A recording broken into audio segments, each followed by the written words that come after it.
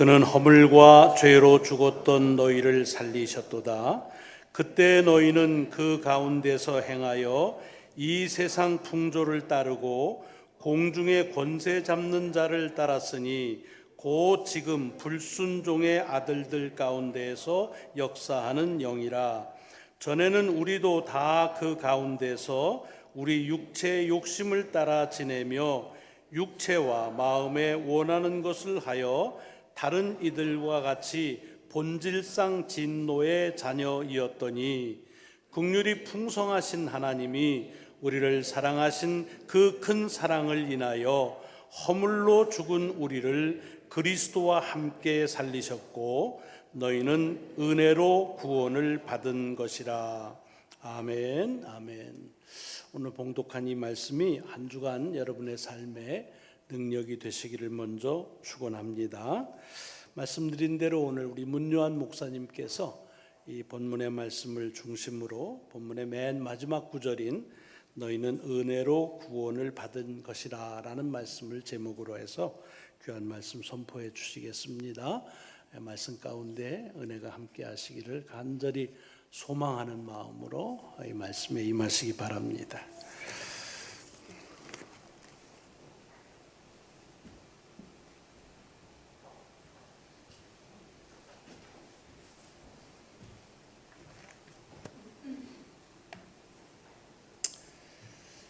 먼저 이 귀한 시간에 이렇게 미국의 심장부와 같은 이 워싱턴 DC 지역의 아름다운 하나님 나라의 사역을 감당하고 있는 이 교회의 부족한 저를 불러주신 이승호 목사님과 또 모든 성도님들께 진심으로 감사를 드립니다. 그리고 무엇보다 우리 하나님 아버지께 감사를 드립니다.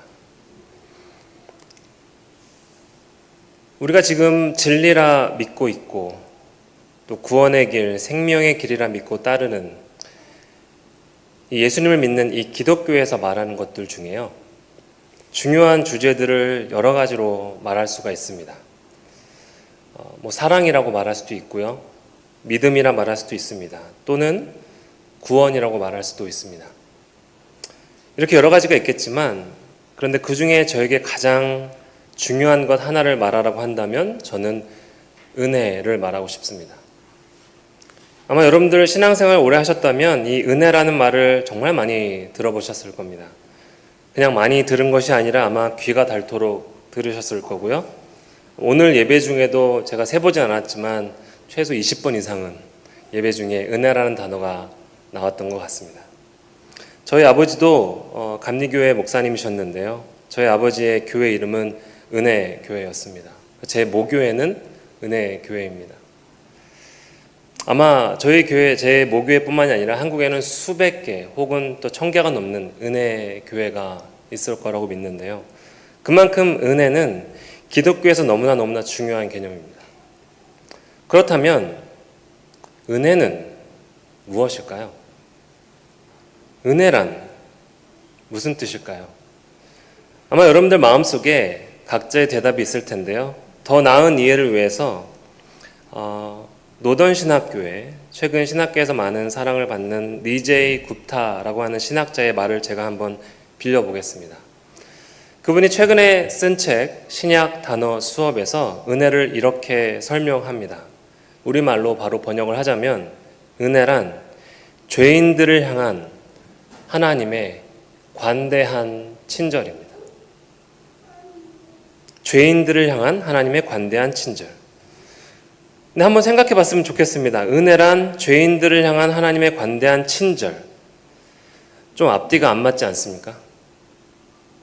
제가 생각할 때 맞는 말은 의인들을 향한 하나님의 관대한 친절이 맞는 것 같아요. 그러나 은혜는 죄인들을 향한 하나님의 관대한 친절이다.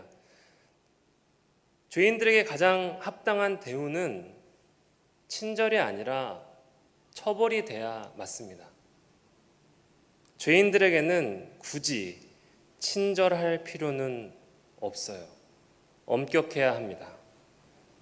범죄를 저지른 이들에게 필요한 것은 법에 따른 심판이지 친절이 아닙니다. 그러나 성경에서 말하는 은혜란 이 신학자가 말하기를 죄인에게 베푸는 하나님의 관대한 친절이다. 앞뒤가 안 맞죠. 그런데 사실은 이 앞뒤가 맞지 않는 이 말 속에 기독교의 놀라운 신비와 진리가 있습니다. 여러분, 하나님의 말씀에 따르면 우리 모두는 죄인입니다. 오늘 우리가 읽은 말씀을 바탕으로 하면 우리는 모두 허물이 너무나 많은 자들입니다. 허물이 많은 정도가 아니라 죄로 죽었다고 합니다. 이미 사형 선고를 받은 상태라고 합니다. 근데 더 심한 표현이 나옵니다. 3절에 보니까 우리는 죄인을 넘어 본질상 진노의 자녀라고 합니다. 날 때부터 매를 부르는 자식들입니다. 과격한 표현을 하자면 날 때부터 우리는 페루나였습니다.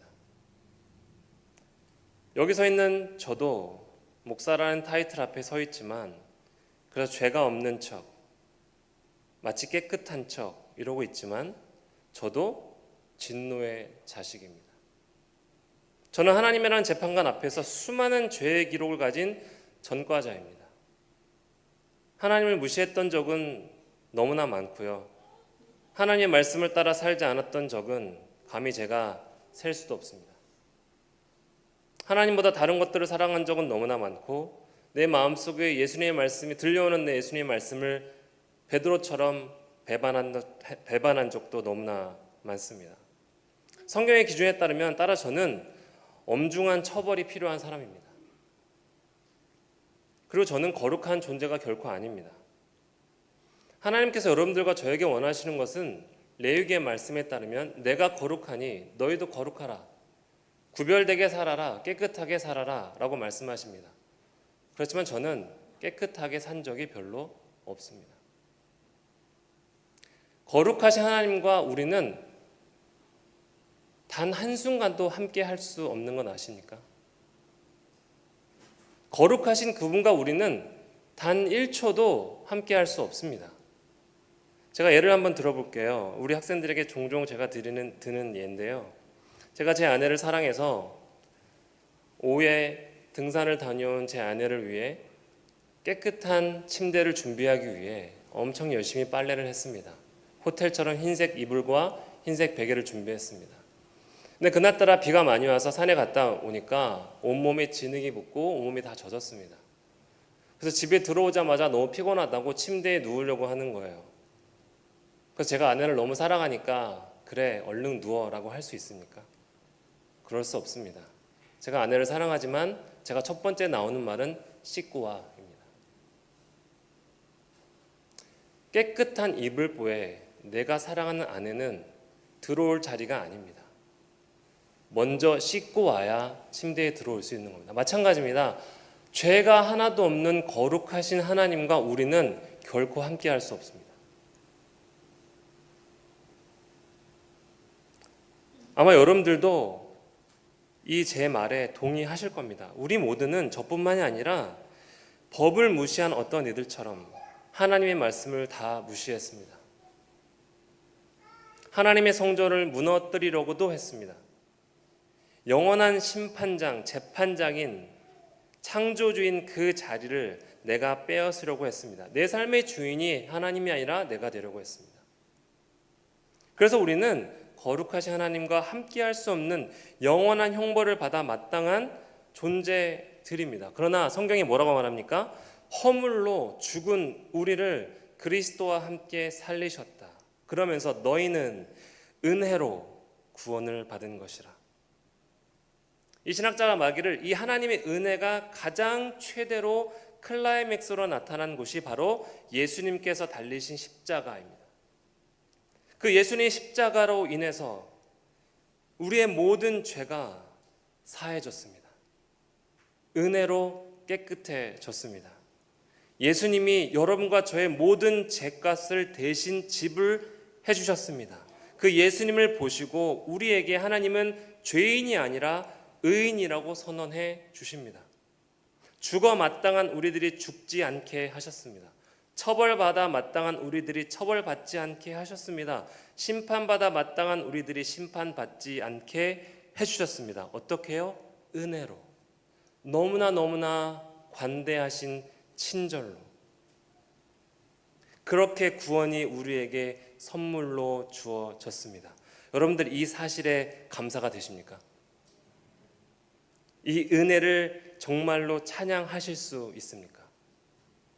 그렇다면 네라고 대답하셨다면 간절히 부탁하기는 여러분들이 받은 그 하나님의 놀라운 친절과 관대하신 은혜, 내가 그 놀라운 은혜를 입은 존재라는 사실을 기억하시기를 기도합니다. 여러분, 잊지 않고 기억하고 생각하는 것 너무나 중요합니다. 왜냐하면 하나님께서 그렇게 명령하셨기 때문이에요. 신명기 7장 18절 19절을 제가 한번 읽어보겠습니다. 여러분들 한번 잘 들어보시기를 바랍니다. 내 하나님 여호와께서 바로와 온 애굽에 행하신 것을 잘 기억하되 내 하나님 여호와께서 너를 인도하여 내실 때에 내가 본 큰 시험과 이적과 기사와 강한 손과 편팔을 기억하라. 신명기 8장에 또 나옵니다. 내가 오늘 내게 명하는 여호와의 명령과 법도와 규례를 지키지 아니하고 내 하나님 여호와를 잊어버리지 않도록 삼갈지어다. 내가 먹어서 배부르고 아름다운 집을 짓고 거주하게 되며 내 소와 양이 번성하며 내 은금이 증식되며 내 소유가 다 풍부하게 될 때에 내 마음이 교만하여 내 하나님 여호와를 잊어버릴까 염려하노라.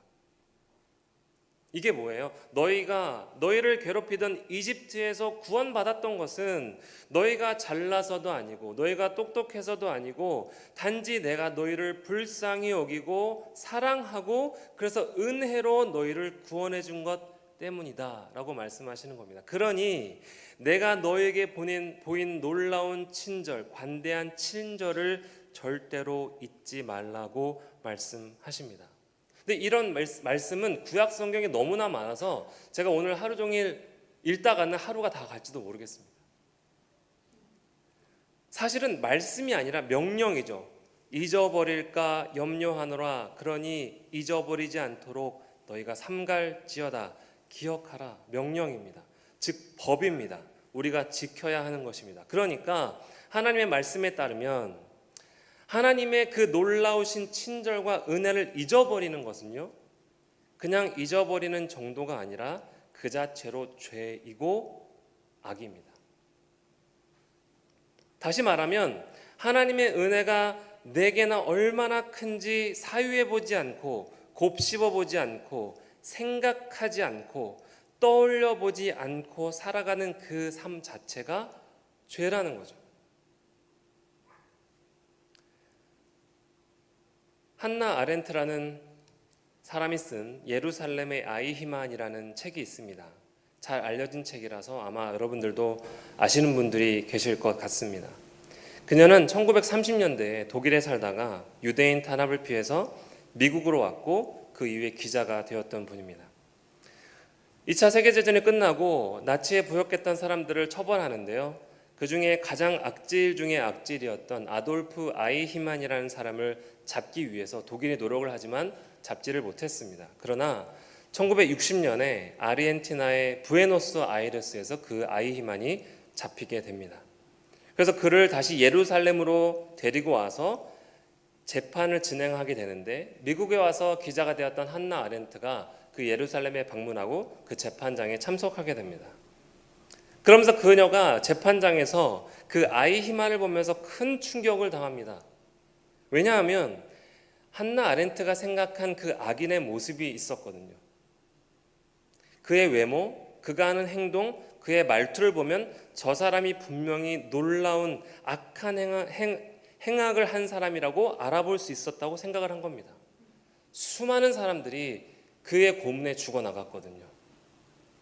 그런데 한나 아렌트가 그 아이히만을 보자마자 충격을 받습니다. 왜냐하면 그 사람을 보니 도무지 믿기지 않을 정도로 평범했기 때문입니다.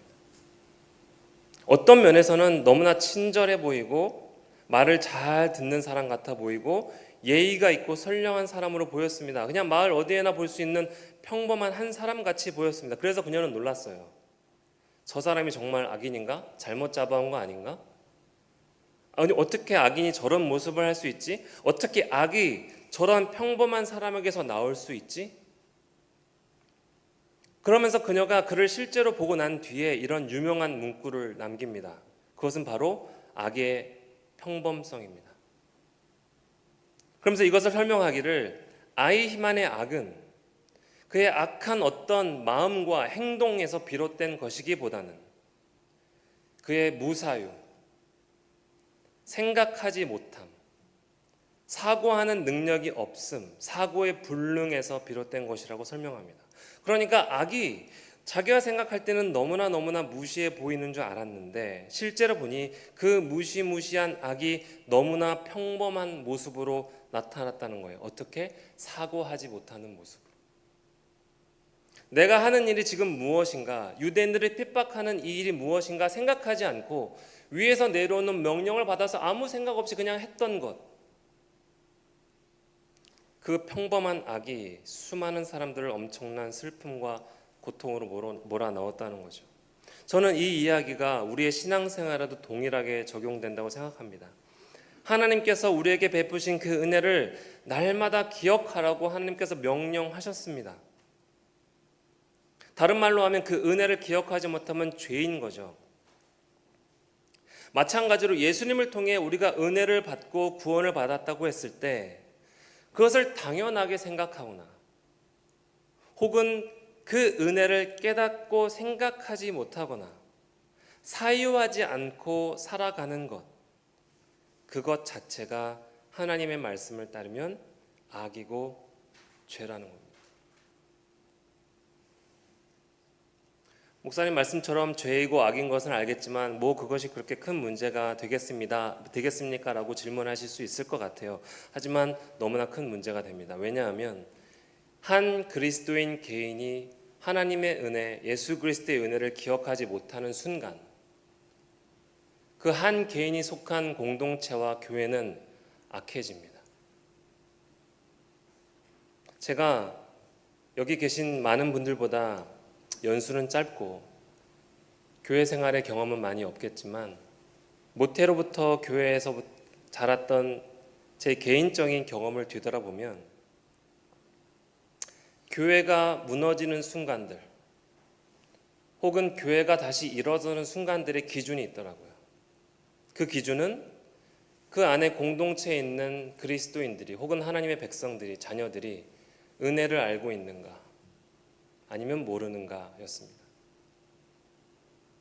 교회가 다툼이 있고 갈등이 있고 분열이 일어나고 사랑이 없을 때 그 안을 자세히 들여다보면 내 안을 들여다보면 내가 은혜를 깨닫지 못하고 있거나 혹은 교회 공동체 구성원들이 은혜를 알지 못할 때였습니다. 근데 그 교회가 어느 날 갑자기 다시 일어서거나 회복될 때가 있었는데 그때는 언제인가 하면 그 구성원들이 하나님의 은혜를 다시 깨달을 때였습니다. 내가 아무것도 한 게 없는데 은혜로 구원을 받았네. 매일 화가 나서 다투고 감사가 없고 시기하고 질투하고 감격이 없던 자들이 그래서 죄를 낳던 그 공동체가 다시 하나님 앞에 무릎을 꿇고 눈물을 흘리며 회복이 되었던 때는 언제나 하나님께서 내게 주신 관대한 친절을 생각해낼 때였습니다.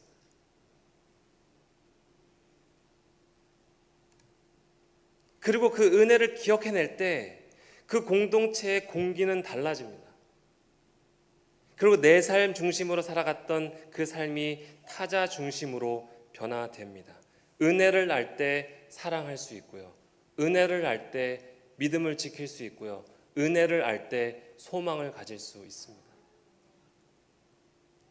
쉽게 말해 성도들이 타락할 때는 주님의 은혜를 기억하지 못할 때이고요. 성도들이 회복할 때는 주님의 은혜에 한없이 굴복할 때입니다. 영국의 유명한 목회자이자 설교자였던 마틴 로이드 존스 목사님이 이렇게 말했습니다. 믿음이란 사고하는 것이다. 믿음이 없다는 것은 사고하지 않는 것이다. 사랑하는 여러분, 여러분과 제가 오늘 이 자리에 있을 수 있는 이유는 하나님의 은혜, 그냥 은혜가 아니라 과하고 관대하신 놀라우신 은혜 때문인 줄을 기억하고 생각하는 오늘 예배의 자리가 되기를 간절히 기도합니다. 여러분들이 이 자리에 있는 이유는 지금 이 자리에 없는 어떤 사람들보다 믿음이 좋아서가 결코 아닙니다. 혹은 누구보다 공부를 더 잘해서도 아닙니다.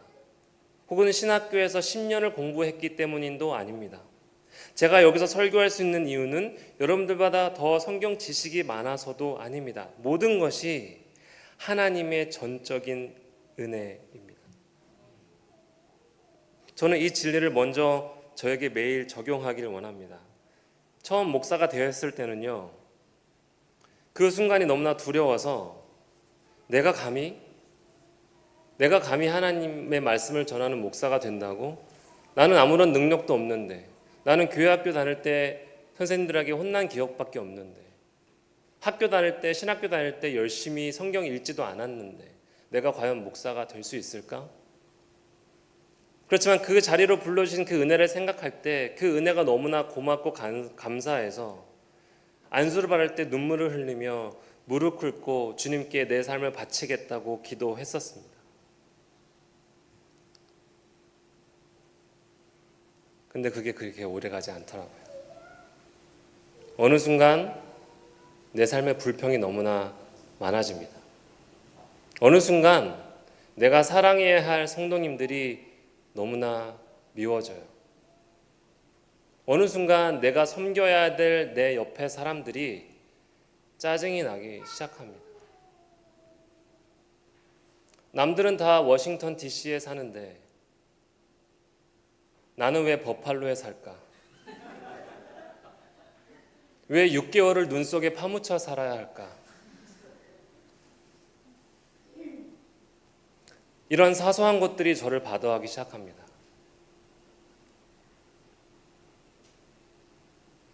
제가 미국에 온 것도 하나님의 은혜인데요.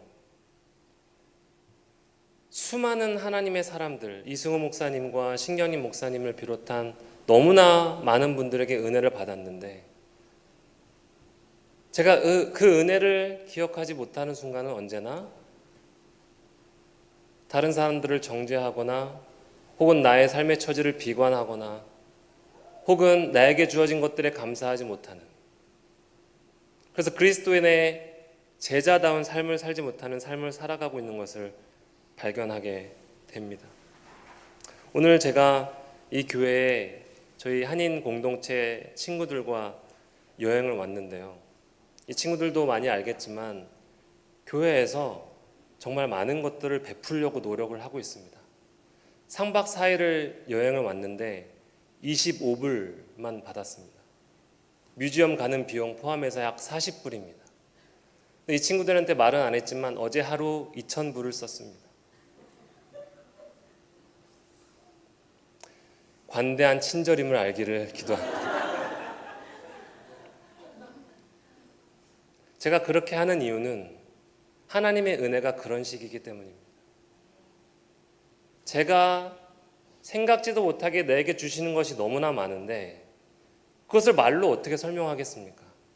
경험시키는 것이 최선이라고 저는 생각을 해서 최대한 베풀고 있는데요.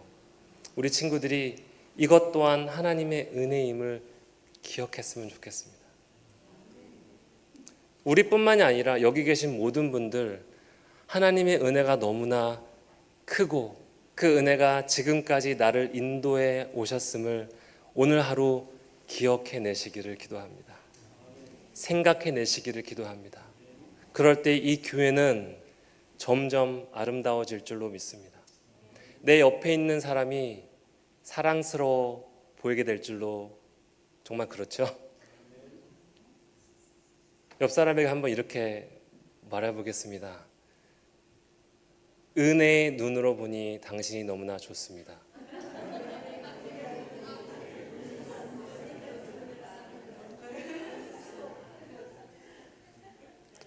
오늘 이 친구들이 설교 후에 간단히 찬양을 한 곡 할 텐데요. 가사가 이렇습니다. 다시 숨을 고르고 거칠은 이 길을 달려가겠습니다. 끝이 없는 달리기, 하나님과 나의 이야기. 저는 이 가사를 여러분들이 이렇게 이해하고 또 우리 청년들이 불렀으면 좋겠습니다. 다시 숨을 고르고 내게 베푸신 하나님의 은혜를 생각하고 거칠은 이 길을 다시 달려가겠습니다. 여러분들이 지금까지 오신 이 길, 하나님의 은혜임을 기억하시고 이 아름다운 교회, 이 성전에서 너무나 훌륭하신 이수고 목사님과 함께 하나님 나라의 일을 감당하는 것 또한 은혜임을 기억하시며 옆에 있는 모든 분들이 하나님의 은혜의 선물임을, 내가 받은 구원이 하나님의 관대한 친절임을 오늘과 그리고 이번 주와 여러분들의 남은 생에 기억하고 생각하고 살아가시기를 간절히 축원합니다. 기도하겠습니다. 사랑의 주님, 하나님께서 예수 그리스도를 통해 베푸신 놀라운 은혜를 우리가 잊고 살았다면 이 시간 용서하여 주옵소서. 우리가 때로는 입술로만 주님의 은혜에 감사한다고 말하지만 오늘 이 순간만큼은 나의 마음을 다해 주님의 은혜에 감사하며 찬양하는 시간 되게 하여 주옵소서. 그리하여 나 대신 죽을 수밖에 없는 본질상 진노의 자녀인 나를 대신해 이 땅에 오시고 십자가에서 죽으시고 부활하신 그 놀라운 은혜를 생각할 줄 아는 우리 모두가 되게 하여 주시옵소서. 주님의 은혜를 잊는 것 자체가 하나님 앞에 큰 악과 죄가 된다는 것을 우리가 깨닫게 하시고 매일 밤에 잠자리에 들 때마다 주님의 은혜를 찬송하고 다음날 아침에 일어날 때마다 주님의 은혜에 감사하는 우리 모두가 되게 하여 주셔서 우리가 있는 곳에서 예수 그리스도의 향기를 드러내고 우리를 통해 하나님의 나라가 확장될 수 있도록 인도하여 주시옵소서. 오늘까지 은혜로 우리를 인도하신 하나님을 찬양하며 우리를 십자가에 관대하신 놀라운 은혜로 구원해 주신 예수 그리스도의 이름으로 간절히 기도드렸습니다.